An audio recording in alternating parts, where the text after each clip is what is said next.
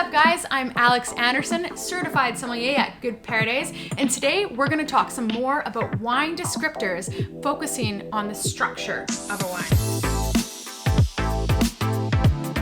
The structure of a wine, unfortunately, seems to get overshadowed by aromas and flavors, and people are much more excited to say it's something smells and tastes like strawberries than it has a specific type of tannin structure.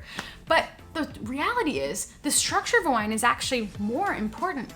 It's what defines which wines can age. It can tell you a lot about quality. It is the main thing you want to be looking at when it comes to food and wine pairings. So it's tremendously important. There's 5 main structures. The first one is sweetness. Now, not all wines that taste sweet are sweet. The way that you can find out how sweet a wine is to have a sip like this, and then lick your lips, like that. Now, if your lips have a little bit of a sugary, sweet taste, the wine's probably sweet. But if they don't, then the wine is likely dry. Now, just keep in mind that actually what might taste like sweetness in a wine, when it isn't actually sugars or sugars left in the wine, is just a riper fruit flavor, riper fruit concentration. So it can still be dry, but just have sweeter fruit flavors. Okay, next is acidity. Acidity is one of my favorites because acidity is one of the main things I want to look for when it comes to food and wine pairing. Acidity in wine is what makes it taste fresh, alive, even sometimes a little bit sour or even tart. And the way that you want to assess acidity in a wine is by how much it makes your mouth water. So think about things like a lemon, right? We all know lemon or citrus, highly acidic. And what happens when you stick a lemon in your mouth? Okay, we can get a little bit puckery. We can get a little tart. I do love lemon, actually. But the other thing that's going on inside of our mouth with that lemon, with that high elevated acidity, is our cheeks are just pouring down with our own water and saliva. So that means high acidity. So then when you have a wine, what you want to do is you want to taste it and then assess how much your mouth waters. So it might look a little bit ridiculous, but this is the way to do it.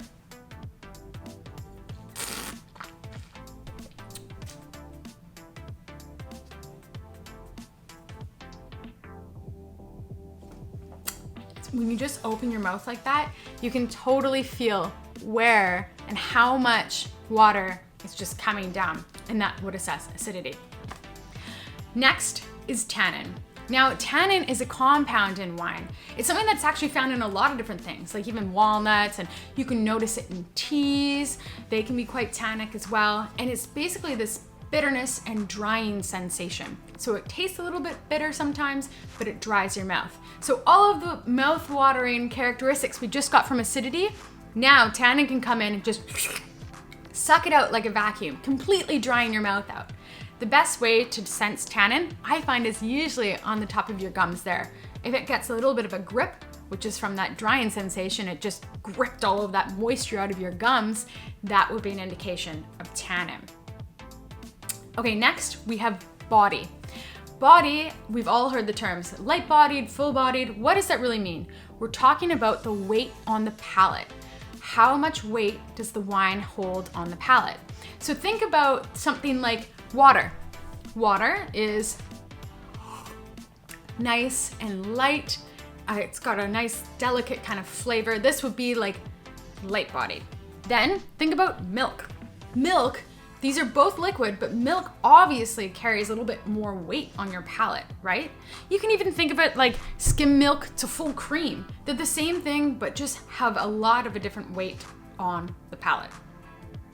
Okay, finally, we're gonna talk about alcohol. Now, alcohol is, of course, one of the parts about wine we do tend to like. However, sometimes alcohol can be a little bit distracting when it comes to tasting wine. It's also something that contributes to the weight and body of a wine. So the higher the alcohol, often the more weight the wine will hold on the palate. How do you detect it? It's usually a burning sensation on the back of your palate. The best way to find it is to have a sip of wine and then breathe in a little bit of oxygen and see if there's any little flames in the back there. You usually will only notice that if a wine is about 13% or higher. Anything less than that, you won't notice it as much. So basically, you're just gonna do something like this.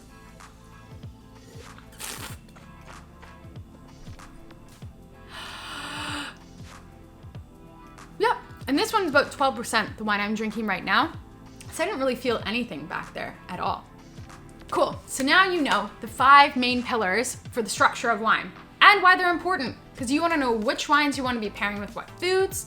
You wanna be able to identify certain grape types because they're known for being high in tannin or high in acidity or not sweet or whatever, as well as be able to indicate to other people when you know you like tannic wines or acidic wines that these are the styles you like. So then there's these different grapes you know you can always count on. And that's it. So if you want to keep leveling up your wine knowledge, subscribe to our channel because we've got plenty more to talk about. Or better yet, take our palate quiz. There's a link below, and if you take the quiz, we'll pair you to wines that suit your taste. See you next time.